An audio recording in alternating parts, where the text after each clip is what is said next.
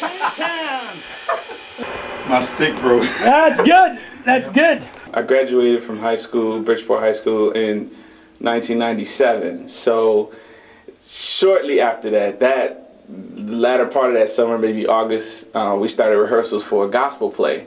And then it was based out of Detroit. So I was kind of in and out of Detroit a lot, basically living in Detroit right after I graduated. So I went out on tour with this gospel play for about 4 or 5 months. And I think for me, that was when I said, okay, like, I can do this professionally. Like, I know I've had, you know, a lot of things happen, little, you know, local town awards, and, you know, played for many little artists coming in, Edwin Hawkins for gospel music. I've, you know, done Vanessa Bell Armstrong and some stuff with the Winans, and, you know, so it was just like, it was time, you know, it was time for me to kind of make a decision what I was going to do with my life. And I know exactly what my dad was saying, like, what you going to do with your life?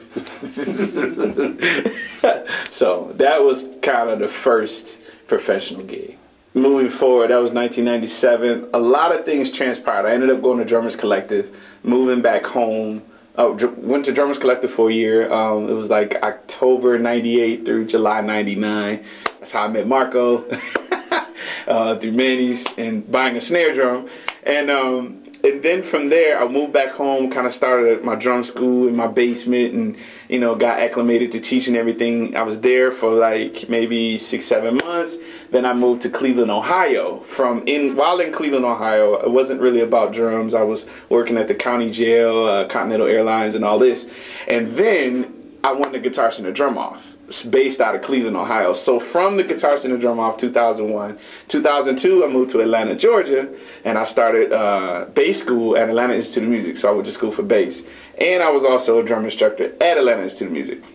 While in Atlanta, I hooked up with Israel and New Breed, which was my real first professional gig, like tour bus, like, you know, tour pay, you know, all that type of stuff. So it all worked out beautifully, you know, how it all came together, because back during the gospel play in 1997, I met Aaron Lindsay. And I hooked up with Aaron Lindsay in 2003 in Atlanta for Pastor Dollar's annual leadership conference.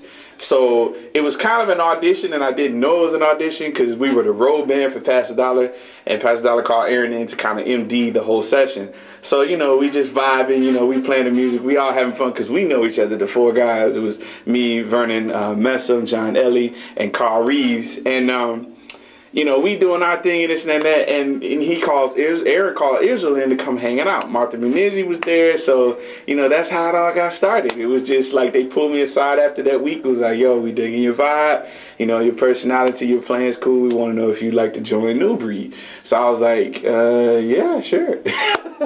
So that's how that worked out. All right, so from the Israel and New Breed situation, I lived in Atlanta for about 4.5 years, moved away in around 2005. And around that time, right before I moved, I did a gig because Rochelle Farrell was living in Atlanta, Georgia at that time. So I did a gig with her in Johannesburg, South Africa was my first gig with her. And I didn't have any rehearsal. I didn't know who I was playing with. I didn't know anybody, so I had to learn the music, chart it out. I studied that music for weeks. And God bless, I nailed the gig to the point where she was just like, you know, you my man. So I toured with her, you know, leaving Atlanta, Georgia in 2006, and then moving to Los Angeles, California. I was still playing with Rochelle Farrell full time, and then I picked up the Shaka gig, you know, through Andrew Goucher, you know, because I met Andrew Goucher with the Shaka gig. He's an MD. I met him because he subbed for Terrence Palmer on the Israel and New Breed.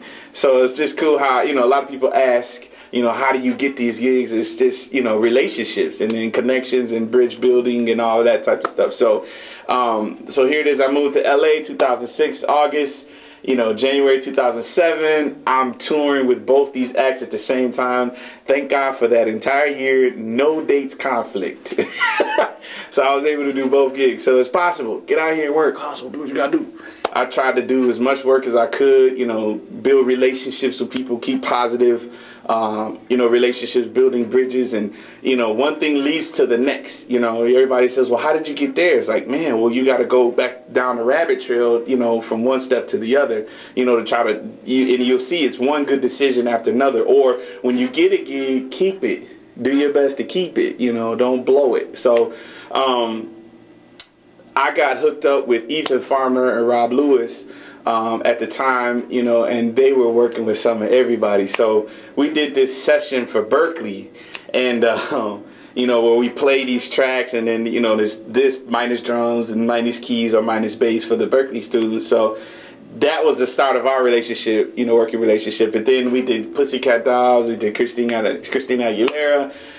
We were getting ready to do Babyface stuff in Africa, but his stuff got canceled. I can't tell you a number of artists, a number of situations. And then the biggest thing that we did was the New Kids on the Block tour.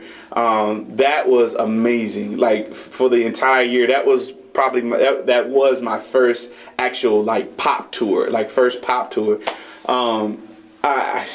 Life-changing experience, just playing with those guys, creating, 24, 25 song show, 2 hours. It's just the whole thing from start to finish was, like I said, life-changing. And I'm definitely appreciative for those guys, and who have become good friends, like my brothers since then.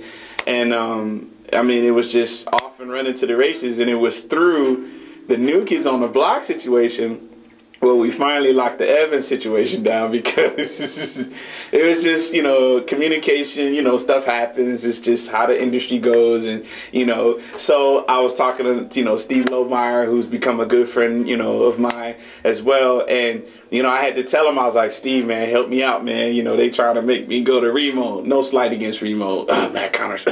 So,